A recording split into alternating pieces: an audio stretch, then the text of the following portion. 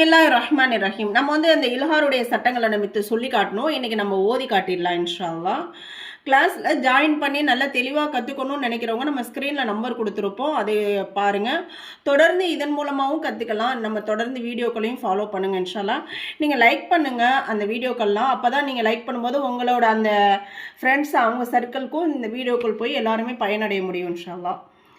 தொய்ரன் அபாபீல جرف هار يومئذ عليها نار حامية عذاب غليظ أليم خبير من أخيه من هاد فمن عفي வமன் ஹவுலஹு உல்டா பேஷ் இருக்கு, மேலே நீட்டணும்.